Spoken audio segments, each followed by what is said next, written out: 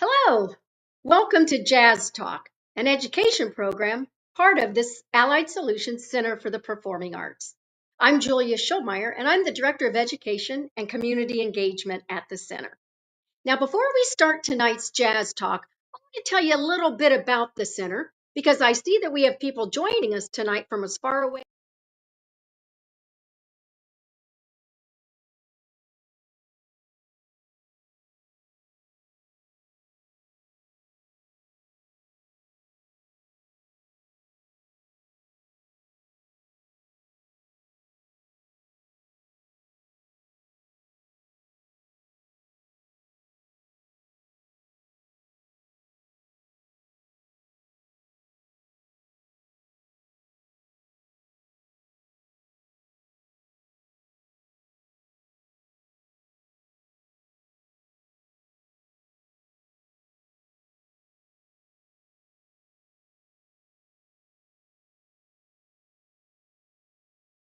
resident companies. And in addition to that, we present artists really from all over the world and in multiple genres. So for tonight, we're going to have a little bit of fun and formal conversation between Dr. Todd Williams and Don Was. Um, and you guys, we hope you have lots of questions for them. So we're going to answer those at the end, but you don't have to wait to the end to post those. If you're joining us on Facebook, you can put those in the comments section.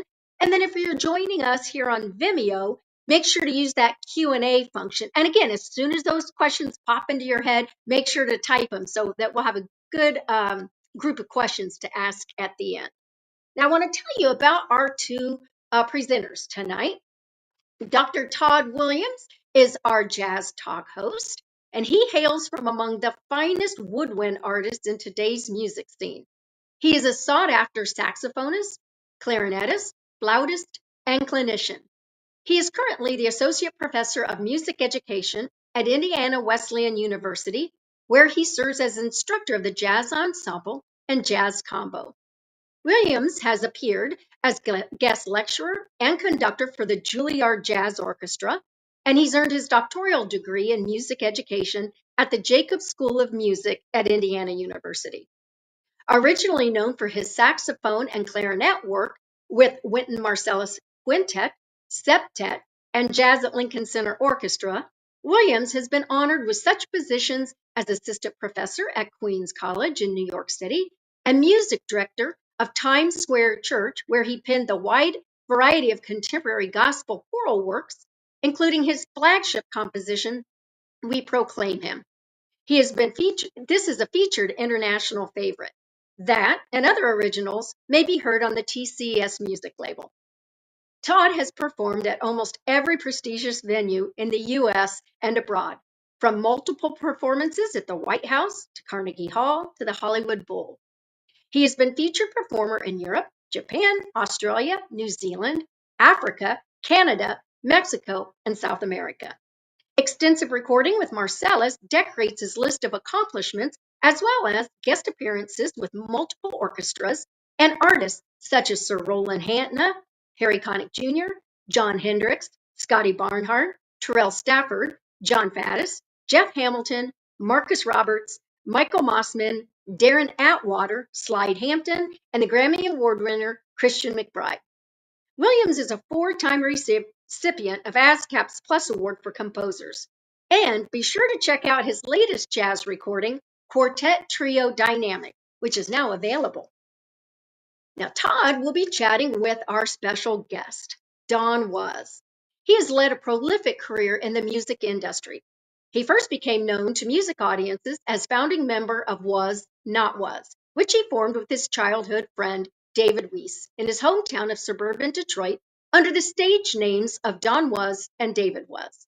Throughout the 1980s and early 90s, Was Not Was released 4 studio albums that showcase their unique blend of soul, funk, R&B, rock, dance music, and combined with satirical and unusual lyrics.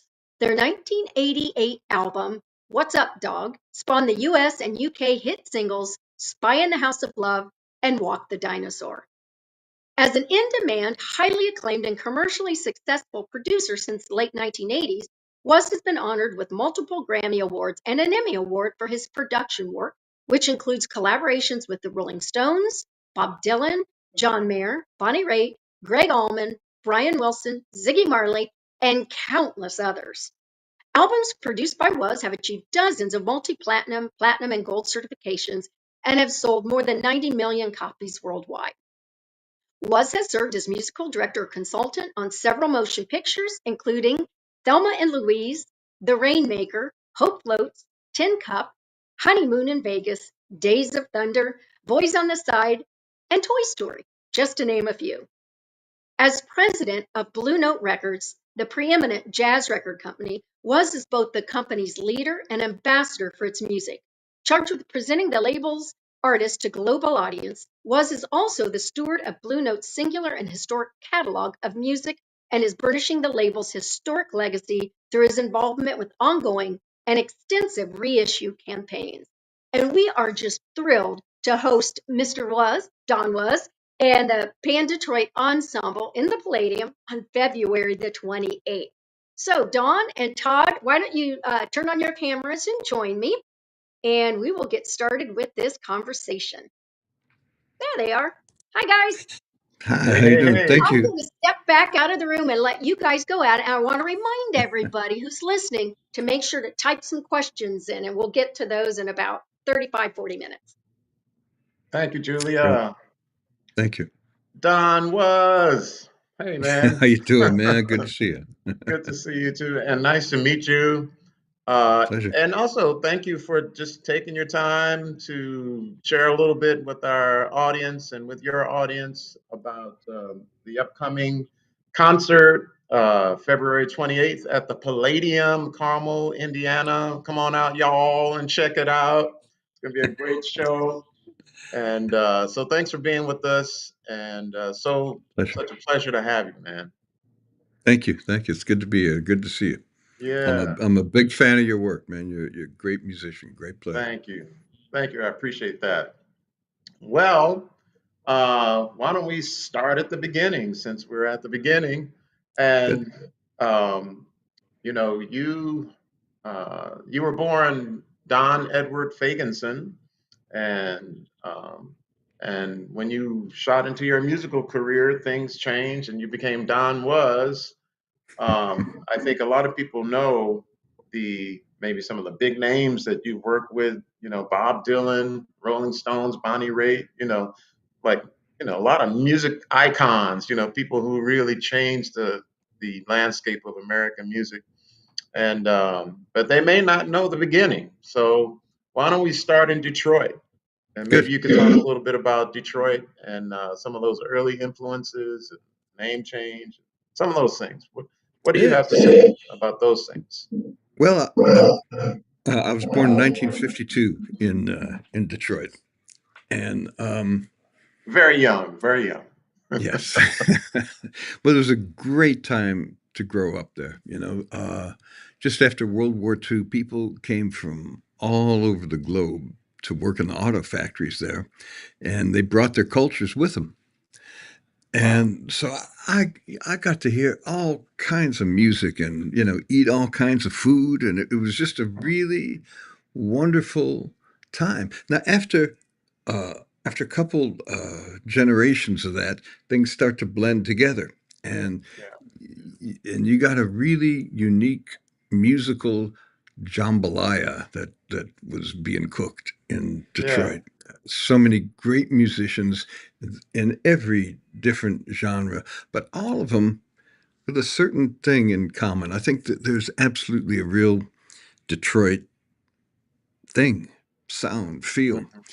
And I think it stems, at least in part, from the fact that it was a one industry city.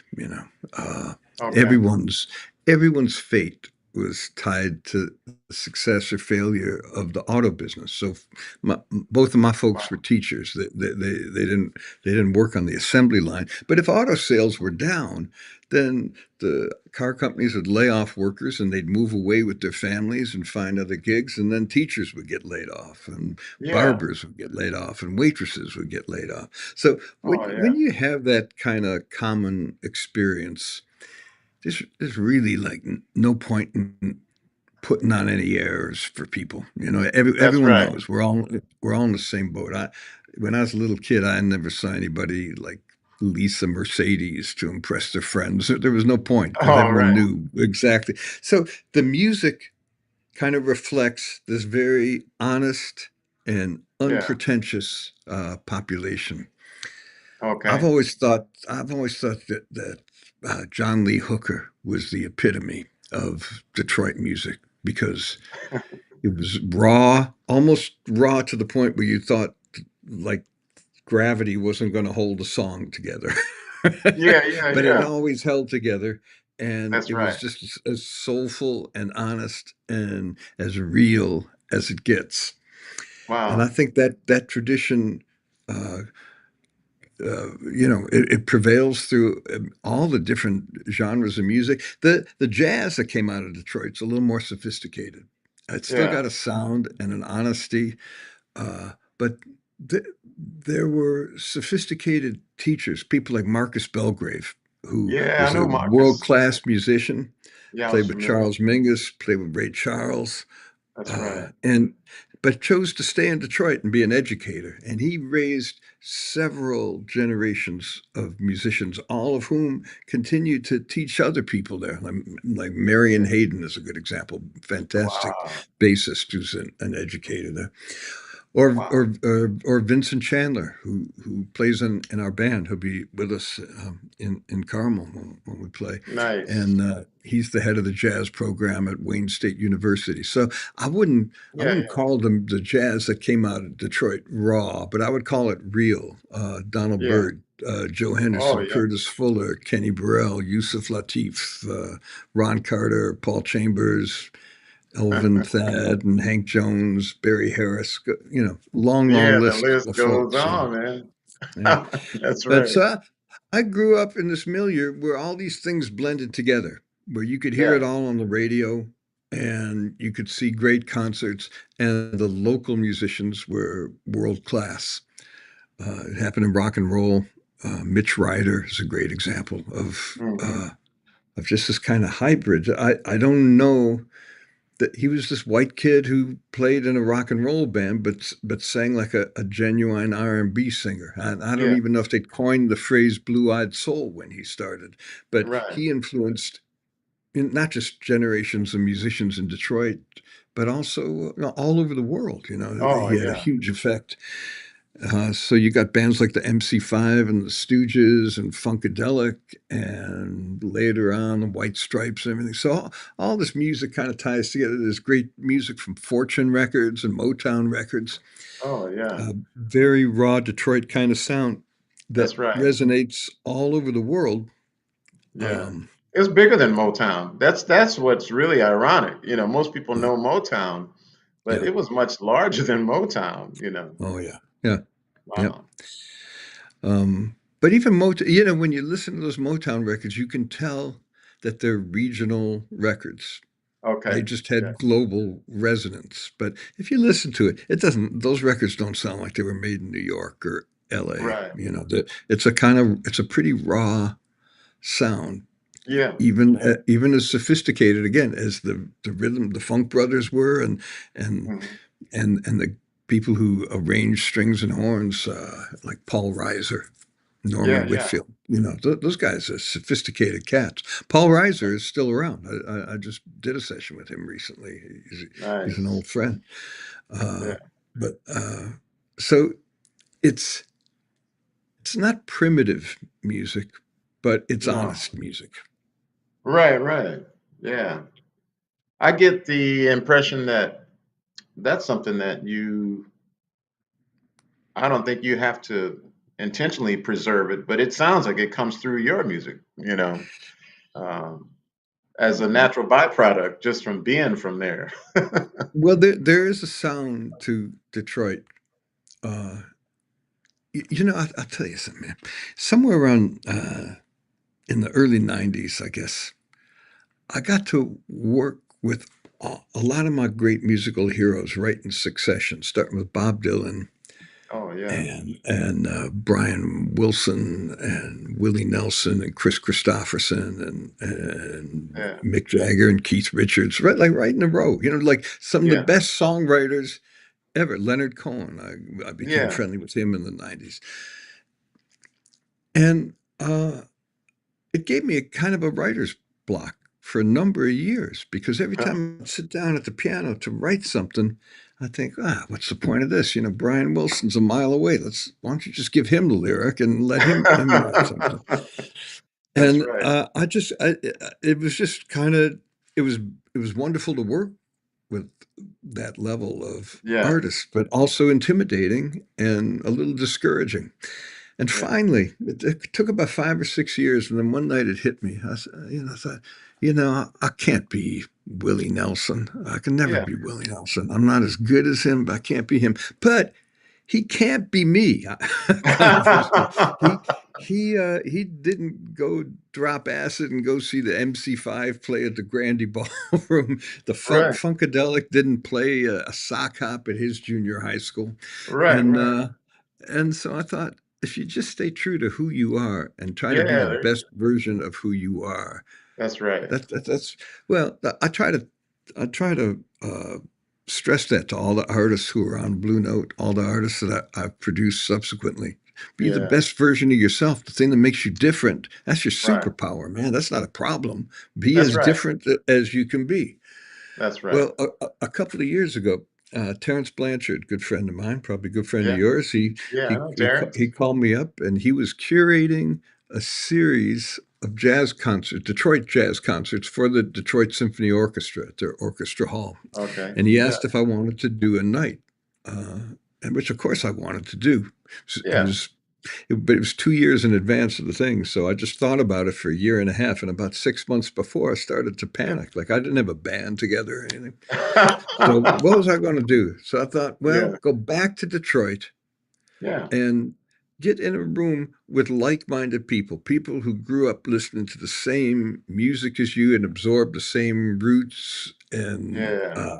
and ate the same food. And Right. so Right. so that's what I did. I went back. A couple of these guys, like Dave McMurray, saxophone player who Yeah. records for Blue Note now. Dave, Yeah. Dave and I, we've been playing together for 45 years. A keyboard player Wow. named Luis Resto, who Yeah. who's comfortable in all genres of music. He co-writes and co-produces with Eminem. He wrote "Lose Okay. Yourself," won an Oscar for. So these are guys Right. I've been Right. playing with for since the '70s. Okay. Well, we got a band together, 9 musicians, all of whom I knew, all of whom I played with, but we hadn't all played together. And I just thought, Yeah. well, let's see if this is going to work for Terrence's show.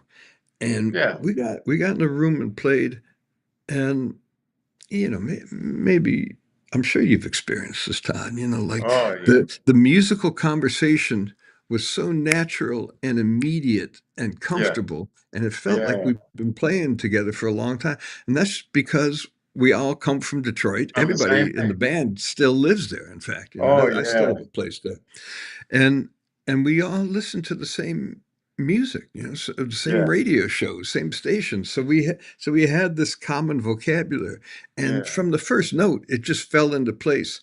And I've seen enough to know that if you got that level of communication going on in a band, you That's right. shouldn't take it lightly. It That's doesn't right. happen. You're lucky if you can get that 2 or 3 times in a That's right. lifetime. That's right. It takes That's right. normally it takes years to develop that. So we got together in this room to practice for the show for Terrence, and it was so good. We ended up booking a 2-week tour around Terrence's date, and Oh then yeah. we enjoyed it so much. We went out. We did a West Coast tour. Played the Monterey Jazz Festival and SF Jazz, a bunch of spots last fall, Mm-hmm. and we're doing it again. Uh, in a couple of weeks, and Yeah. also we're finishing an album too that we've been recording over the last year. Yeah. So it's really kind of a return to, well, I mean, you never stop being that person, I guess. So it's not really a return, but Right. it's a reawakening Right. That's right. Right. of the place I come from, and for everybody to be in for everyone in the band, it's a joy to play music with a Detroit feel to it. And we That's have a right. lot of fun playing it every night. It's different, play it differently every night. That's Uh, awesome. and we're having a That's good time awesome. doing it. Yeah. Oh yeah, I love that. I love that type of spontaneity. And Yeah. so, do you refer to the group as the Pan-Detroit Ensemble, or did a Yeah. writer? Okay, yeah, No, that's Pan-Detroit. Pan-Detroit Ensemble. Yeah. They come from all over Detroit. Oh yeah. You don't usually put the word pan in a description of a city, but That's great. I yeah, think that when you get, like you said, when you get that spontaneity like that, you yeah, start, you know, in the studio, in the rehearsal, in the gig, you're just amazed that wow, yeah. we couldn't have planned it better, and you hear people, complimenting your phrases and you compliment theirs. And That's then it. you listen back to a recording, and then it's even more mind-boggling because you're thinking, "Wow, how did he know I Yeah. was going to play that?" Right. That's exactly right. Yeah. Yeah. There's great intuition at play there. And the cool thing is, if when I listen now to tapes, like from the last show that we did in the fall, and I compare that to where we started, Yeah. it's coming along, man. Yeah, it's developing. The conversation's really evolving and getting deeper. Even we don't even really talk about it. It's just That's right. naturally, and it happens gradually. So Yeah. I like that. I'm dying to see where this is going to go. I'm going to stick with this band. I'm 72. I don't have that many options, but I'm going to stick with these guys till I drop, and Yeah. and and we're going to see Yeah. how far we can take this thing. That's awesome. Well, uh, maybe we can talk a little bit about film because Sure. you had some opportunities to write for some pretty high-profile films, and you know, film is kind of different in the sense that there's a lot of things you can write about. You can have one scene and write about a lot of different things. Hmm. And I'm wondering how do you approach it? Because of course, you could just do whatever the director tells you to do, or Yep. you could get in on a persona of a character, or you could try to create something that reflects the entire scene. What's your Hmm. take on that when you're doing film? Well, I'll tell you a story, man. You know the song. It's a song from the movie Toy Story. It goes called "You Got a Friend in Me." Oh yeah, Uh, yeah, yeah. Randy Newman song. Right? That's right. It's a good song. I like that. It's a great song, and I Yeah. produced that record for Oh the first Toy Story, yeah. and it was done as a duet with Randy and Lyle Lovett. Now, Okay. nobody knew what Pixar was at that time. No one had. Right. That's the first Pixar movie, Yeah. and the director, whose name I'm forgetting right now, I'll think of it in a second, Hmm. is the guy who invented Pixar, right? Okay. But no Wow. one knew who he was. It turned into this huge, Yeah.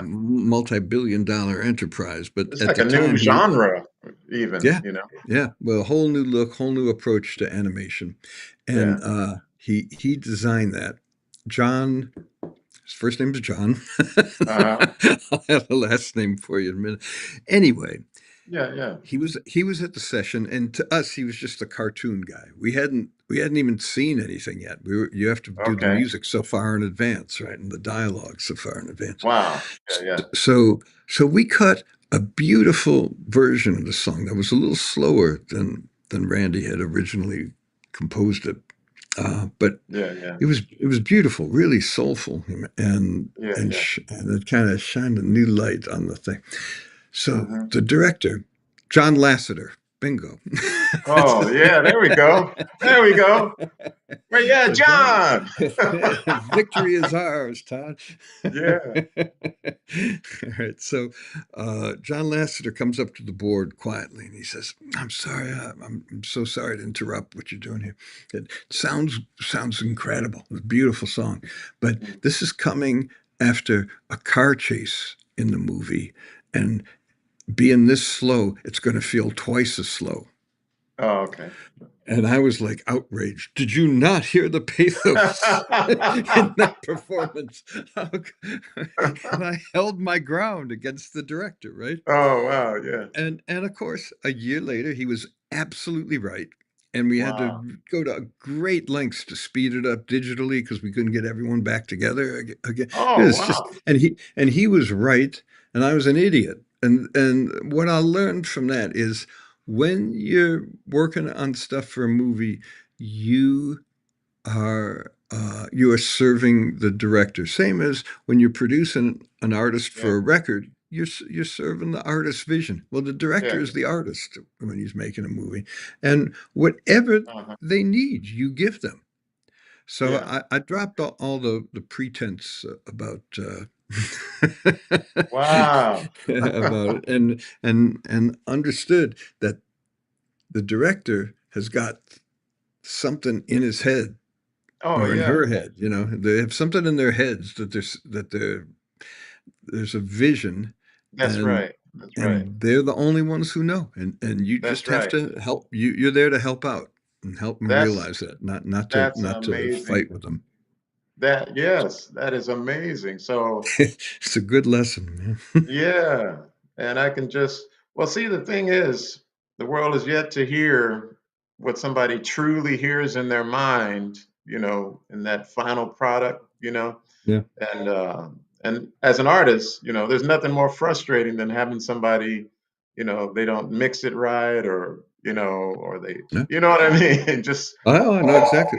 I yeah. read a quote one time from Woody Allen, who said something like, "If you get 40," he was talking about directing films. He said, "If you get Mhm. 40% of what you had in your head actually on the screen, you're doing well."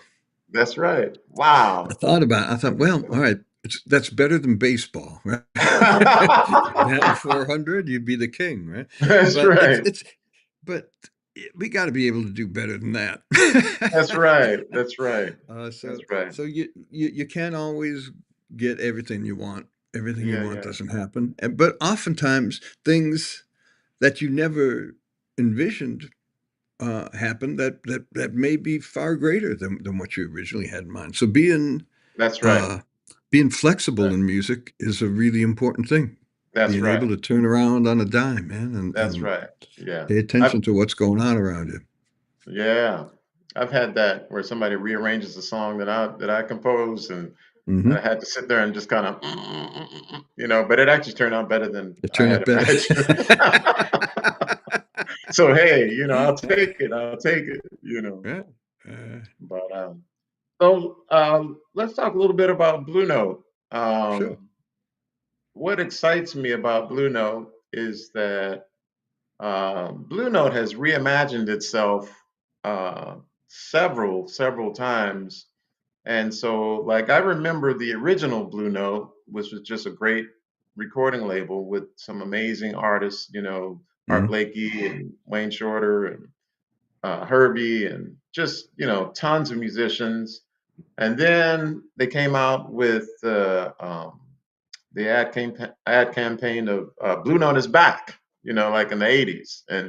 And I remember that collided with the invention of the compact disc, and Hmm. that just blew my mind because hard to find recordings suddenly, you know, they were all there. Right. That's right. And Yeah. then after that, they went to the Young Lions, Hmm. That's and right. then they had back Out of the Blue. You remember that group, Out of the Of Blue? course. Yeah. Yeah. And then more recently, it just seems like there's been a resurgence of Blue Note where it's just really been on top in terms of really getting quality artists out there. Thank you. And I'm just wondering how in the world has this label managed to sort of remake itself? I mean, at least 5 or 6 times, you know what I mean? And Yeah. still end up on top. Well, the the way you remake yourself is to actually adhere to the original principles set forth by the founders. I had to Okay. figure this out. When I got hired uh, for the gig at Blue Note, man, I'd never had a real job in my life. You know, Oh, okay. I never considered playing an instrument or producing a record to be a job. You know, it wasn't Okay. a Yeah. job is like shoveling snow or lifting heavy stuff. And my goal in life was kind of to get through it without having a job. But this offer came in a really circumstantial, weird way, you know. And it Uh-huh. was I was such a fan of the label. I bought my first Blue Note record since it was in 1966, "Mode for Joe" by Joe Henderson's first Oh, one I yeah. bought, and I bought it. It was a new record. I was 14 years old, and Yeah. I've been collecting the records my whole life. So to be offered the job to be the head of the label was irresistible. But That's right. I didn't know anything about running a company. I didn't know anything about having employees. I didn't know anything about how you keep a company fresh and going. Yeah. But I knew that we had to respect the ethos that had already been established over 70 years. So I went back trying to Okay. find what it was about Blue Note that made it different, that made records that were cut 60, 70 years ago sound as relevant and fresh today Right. as they did when they first came out. That's because that's not true of a lot of music, right? That's true. That's So, right. what the main thing I found was that no matter what era they were in, they always aligned themselves with musicians who had mastered the fundamentals of what came before them, Mm. but then Hmm. used that knowledge to create something brand new, which is not Oh, that yeah. easy to do. A lot of people can learn the fundamentals, but Right. they're just running a museum basically. They don't know how to take it another step. But if Right. you think about signing Thelonious Monk in 1948, what a Wow. bold move that was, man. You know, like That's right. That's right. that's who you're going to invest the money in. That That's calls for right. some real foresight and vision and taste and understanding of music to invest in Thelonious Monk in 1948. But look, That's he right. changed the face of how people How people conceive of. compose, Yeah. how they voice chords, how you play behind a soloist or don't play behind a soloist, That's right. where That's you right. leave the spaces. He changed everything, Thelonious Monk. You jump ahead a few years. Uh, Art Blakey and Horace Oh, yeah. Silver, man, they Wow. invented hard bop. You know, Art Blakey's throwing in backbeats. Horace Silver's doing this funky church stuff that you That's couldn't right. do on the bandstand at Minton's. Man, you tried that, they'd kick you right off the bandstand. But they put this Right. whole other element into it, and that's what it influenced everything that came subsequently. You go to the 60s, man, Wayne and Herbie doing all the modal stuff that they were doing with Oh, man. Miles, but they signed Ornette Coleman, they signed Eric Dolphy, they Yeah. signed Don Cherry. So Yeah. Yeah. personally, I even think Jimmy Smith is a revolutionary musician, man, because Oh, yeah. even though that was their most commercial, inside, danceable thing, what he Yeah. did with the B3 That's was right. totally radical, man. That's And right. like no one had approached that instrument like that That's before. right. That's right. That's right. He You brought it you in the jump ahead. mainstream. Yeah, so that was always the thing about Blue Note. Yeah. And even going forward, when we made Black Radio with Robert Glasper, no one had done that before. Yeah. People had mixed, Roy Hargrove had been mixing hip hop and Right. jazz Right. for Right. at least 10 years ahead of Robert, but no one did it the way Robert did. And he That's right. changed everything. Like if you go to a high school jazz band concert now, Right. inevitably some group will get up and say, right now we'd like to do a song called Afro Blue by Robert Glasper. They don't even know Mongo Song. They probably haven't heard Coltrane's version of it. That's They right. think That's Robert right. wrote it, but he did a definitive version of that Yeah. song He that's reimagined it. influenced whole new generations now. That That's right. we've got another generation of musicians signed to the label Yeah. who came through Glasper. Domi and Wow. J.D. Beck, for a good example. Yeah. Uh, Yeah. but also we have some young artists like Joel Ross, Emmanuel Yeah. Wilkins, Yeah. Melissa Emmanuel. Aldana. Man, they're doing radical, new things and That's right. expanding the boundaries of the music. That's You right. got to remember, like in the 60s, which I consider to be the glory period, maybe that's just because it was when I came in, but Okay. things like Yeah. Maiden Voyage and Speak No Yeah. Evil, those are the records that Oh, really yeah. mean a lot to me. Yeah. Me too. Those Yeah. guys were in their 20s then. They That's were right. young cats. So That's it's right. really important to nurture young musicians. We just signed a pianist named Paul Cornish, who maybe Okay. maybe people have seen him. He's been playing with Josh Redman for the last year and Okay. a half. Hmm. But I met him because my kids are musicians. Okay. Yeah. Yeah. Paul was in a band with one of my kids, but I met him when he was 17 at one of the Newport or not Newport, Monterey Next Generation Jazz Band festivals because Okay. my kids were doing it and he was doing it. Yeah. Yeah. And I've been, he's one of these kids. He comes out of that same high school in Houston that Oh, yeah. Glasper and Jason Moran and Eric Yeah. Yeah. Harlan Yeah. and Yeah. Chris Dave and Walter Smith, all these people went to. That's right. And um, he's just the next generation of them. Yeah. And I've been following him since he was just a pup.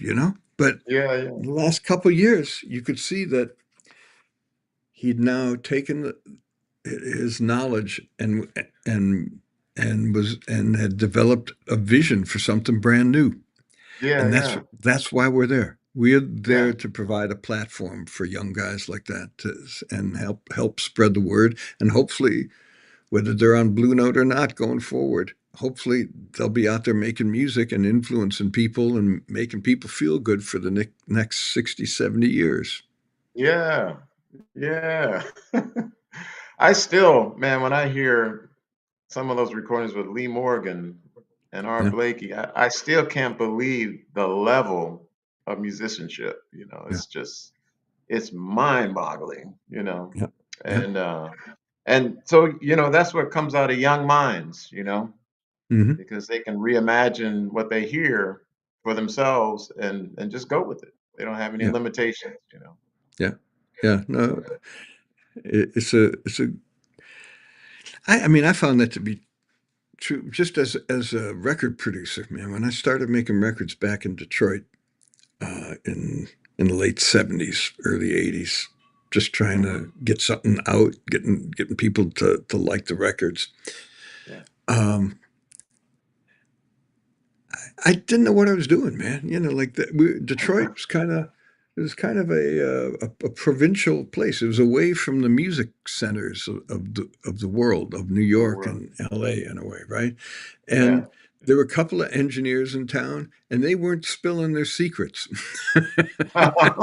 They weren't teaching classes. Let me put it that way. That's They right. were guarding their turf. Yeah. So we had to figure out how to do things on our own. And Yeah.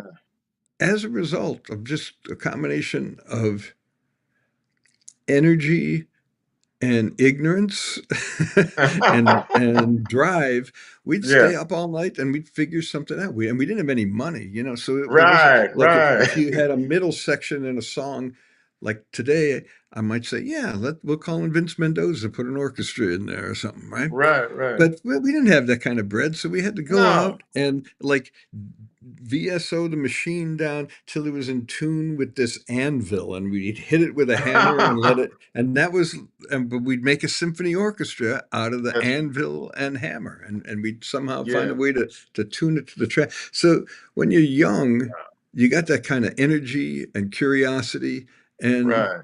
and ignorance that really That's fuels experimentation. It really that's drives right. you. Wow. That's deep. Once you know more, That's I right. think you might lose that Yeah. edge, certainly That's that right. that youthful edge. Yeah. That's right. Wow. That is great. I hope people heard that, because I think that that's where it is in terms of creativity.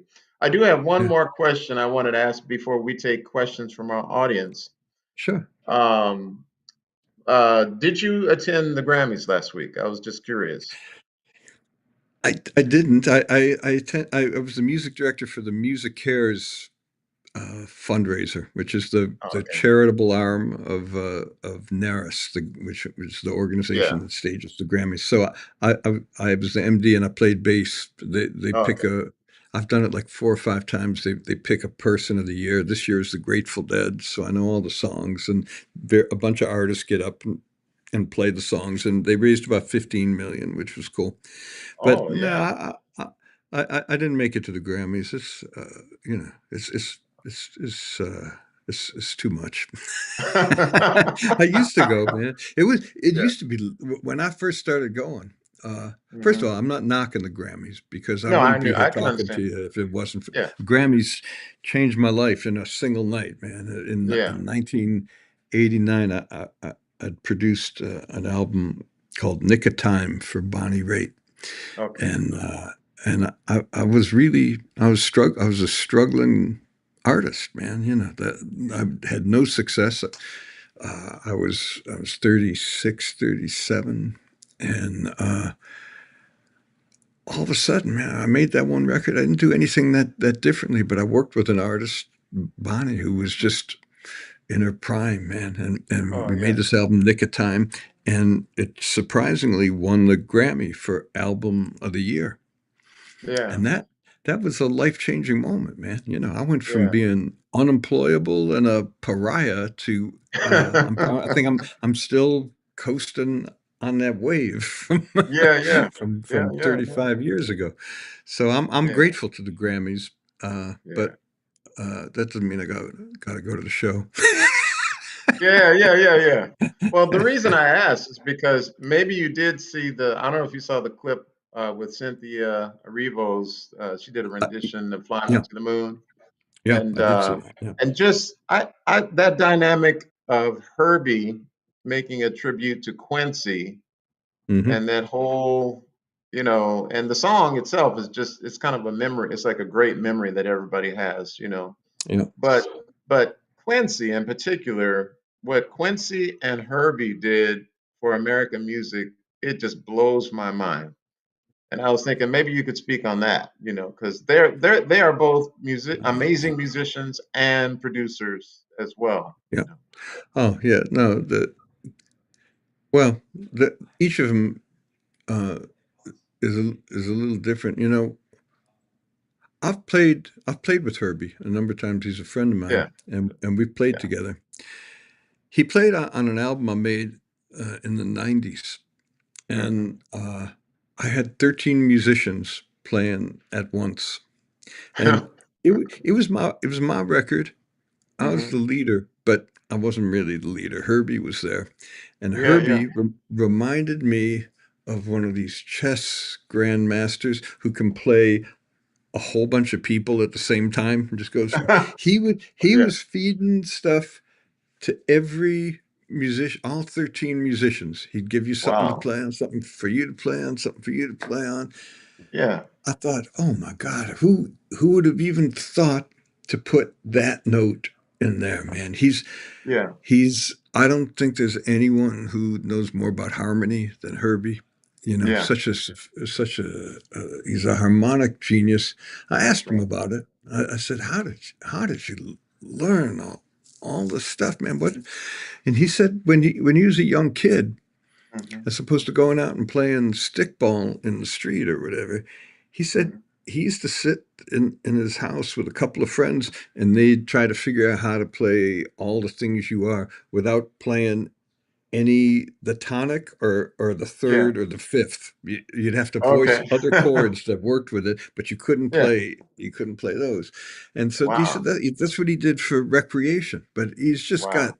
he's just the most gifted cat, That's right. and generous too. To play with him, that's another thing. You Yeah. know, it's it's one thing to be able to play and you just play all over everybody and show off, but that's not what Right. he does. That's not what the great guys do. That's right. They engage in conversation and they feed you Yeah. something and they wait for something to come back and they respond to it Right. Right. and they'll egg you on to the into To the the next next level. gear. Yeah. Yeah. So he's he's just a remarkable human being. Yeah. Uh, with incredible talents. Quincy Jones, man, Yeah. I can't think of, when I was like in elementary school and I started listening to the radio, Leslie Gore was really big. Mhm. She had a song called Judy's Turn to Cry and It's My Party and I'll Cry If I Want to. Yeah, yeah. She was like the Katy Perry of Of the day. 1963 or something like Yeah, that, yeah, right? Or for sure. and and Quincy produced those records. I They're never knew that. incredibly, yeah, no, they're incredibly well crafted, man. If you Wow. just examine the breadth of all the different artists he touched, he Right. he was vital to music wouldn't sound the same if it wasn't for him. He brought Definitely. so much music into the world of all kinds, and then to be able to like write the charts for Sinatra at the Sands and write charts for Count Basie. Yeah, Just that a that blows mind my blowing mind cat. still. Yeah, Yeah, yeah. yeah. No, That's amazing. both of them are incredible titans, and it's been a Yeah, real honor to get. I knew Quincy a little bit, and yeah, I know her behind. It's just a real honor to know him. yeah. Wow. I always wanted to meet Quincy, and I never had a chance to, but that, you know, I always admired both of those guys so much for their Yeah, contributions that it was so sophisticated yeah. and but so uh, available to people of whatever musical level you understood music. It was That's just another really wonderful thing about them. They never stopped helping young people and right. encouraging young people. Quincy was Yeah, always out there encouraging young people. Uh, Herbie's, you know, they got the Herbie Hancock Institute, that's with right. his That's name right. at UCLA. Incredible school. Yeah. Wow. All right. Well, we're going to move on to some of our questions, and Julia's Okay. going to come back, and hopefully, we've got some people online who created questions for you. All right. Julia, are you there? Am. Hi, Wow, that we was missed you. Welcome fascinating. back. Thank you. I loved Yeah. what you said about how being flexible in music is such a crucial thing. And obviously that's, a message for life as well, being Yep. flexible in life. Hmm. Yeah. We're going to see how flexible we can be right now because we've only got about 9 minutes and we've got a Ooh. whole bunch of questions that are Ooh. wonderful that people have been typing in throughout this talk. So we're just Okay. going to round robin, see how many of them we can get to. Okay. Good. All I'll right. see if I Our can first one be. comes from Logan. And Logan says, I'm a saxophone slash guitar player from a town where there's not really enough jazz. How do I utilize technology to get my music heard to the right people? That's a really good question. Uh, because I think, especially if you're playing anything that falls under the umbrella of jazz, I think that interplay among musicians is an essential part of the fabric. So go someplace where there are great musicians and play with people. That's all young people. The same advice: get out and play as much as you can. Everything falls into place if you understand how to play music with other people, how to engage generously in a musical conversation. Hmm. Uh, it impacts not just the way you play live, but the way you would make records. And beyond that, I think what you just hinted at, it's all metaphorical for life. If you can learn to play fearlessly, you can apply that to other aspects of your life that have nothing to do with playing an instrument. Everything about music, I think that's one reason that people relate to it so much, is because they can see Hmm. in the interplay and in the fabric of what's going on in the interrelationship. They can see their own lives. I used to think that. In fact, one time I was making a Rolling Stones record, and I was reading. We were in a house in France, and there weren't a lot of us there, so we'd have dinner. There'd only be 3, 4 of us at a time, and I was reading to them from Phil Jackson's book. I think it's called Mystic Hoops or something like that. I forgot the name of the book, Mhm. but I realized, oh my God, a basketball team is just like a 5-piece rock and roll band. And you can assign the same functions. But the most Right. important lessons to be gleaned from watching basketball. In fact, the year that we were making this record was around 2003, 2004. I was following the Detroit Pistons. It was during basketball season. And it was in a year when they were a great team, but there was no one star on the team because they played with great teamwork and they Okay. passed and they were aware of where everybody else was and they related to each other. And even though there were conflicts within certain teams, Shaq and Colby played together. Mick and Keith were arguing a lot, but when they played music, they never argued. It was always a beautiful thing. So everybody can look at what goes on with a Right. basketball team or a band and think, well, that's like my family. That's like me and my coworkers. Right. And you can learn important lessons that, That's right. anyway, point is get out and play. Get out and play Yeah. with living live musicians. Go to where the music is. It's Yeah. hard. It ain't easy, but that's how you get better and that's how you get heard. Great Mhm. answer. Well, we've got at least 4 more questions. Let's see if we can get to them. Jim asks, you've collaborated with an incredible group of musicians. Who do you hope to work with before you check out? Most of the people I really wanted to work with have already checked out. That I haven't gotten. I wish could have. Can you imagine being in the studio with Coltrane or Muddy Oh, wow. Waters or Bob Marley or John Lennon? I mean, Right. there's so many people I wish I could have worked with. Um, I don't know, man. I think your answer is Todd uh, Williams. what's that? Right. Todd Williams. Yes. Oh, Todd. Yes, absolutely. Yeah. No, let's do it, man. Let's do it. You That's right. you got full recording facilities in at the Palladium there, right? Yeah, that's right. Yeah, come and sound check. We'll cut a song. Yeah. Okay. Good. Hey, All right, sounds let's go good. to the next one. It says, I listened to Born to Laugh at Tornadoes probably 200 times when I was a young kid in college, and Yeah. it still feels so fresh to me. How did you get that awesome lineup of artists to appear on that album? Ozzy to Mel Torme was just amazing. Mhm. It was being young and dumb and thinking we could pull it off. If we were smarter, we wouldn't have tried it. But I'm glad we were just green enough to think, yeah, they'll do it. Let's just call them. And some people said yes. The Mel Torme thing was one of the most incredible moments of my life, man, because Wow. I w- w- I was pretty green in the studio. I'd never worked with someone who was accomplished like that. Right. And we sent him the song. My partner David he was the jazz critic for the LA Herald Examiner, and he wrote a good review of Mel Torme at the Hollywood Bowl. And Mel found him and called him up, and he said, Leonard Feather, who's the jazz critic at the LA Times, he said he's hated me always, and this is the first time my kids have been able to read a good review of their father in their hometown paper. He said, so Oh, wow. buddy, you got a marker on me.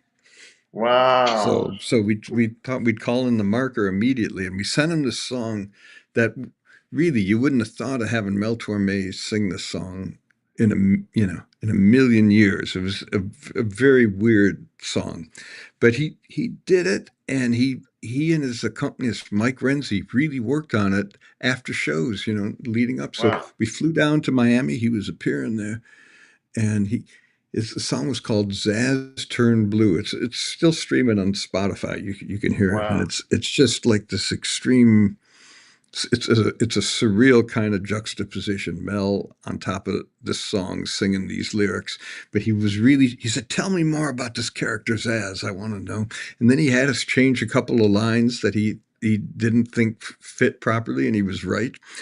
And then he did Wow. it in one take. And we were so terrified because if we didn't like what he did, we didn't know how to talk to him and really produce him. So we were just hoping he'd nail it. And he absolutely nailed it. It's probably my Wow. favorite moment in a recording studio ever. You know, just sitting That's there amazing. like he showed us possibilities in the song that we as the songwriters had no idea even existed. He found nuance and Yeah. meaning in places that we didn't even know were there. So Yeah.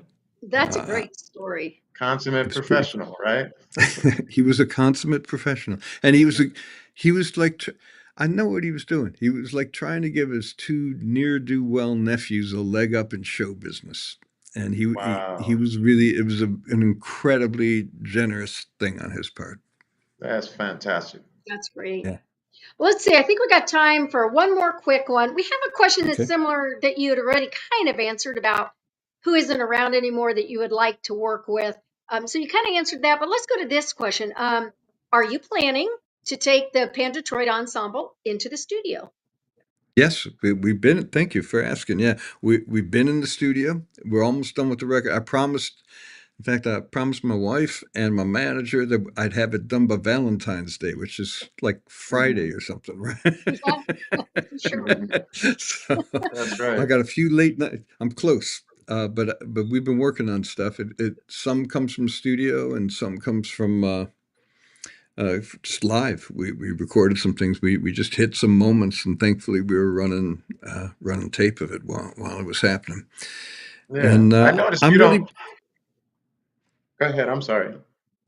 no. Go ahead. I was just gonna say, I noticed you don't.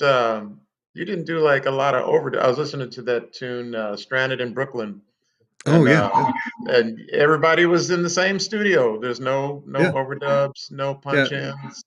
Records. The album's the same thing. It's all It's all what live in happens. there. Yeah, Yeah, yeah, yeah, yeah, yeah. That is yeah. so cool. Yeah.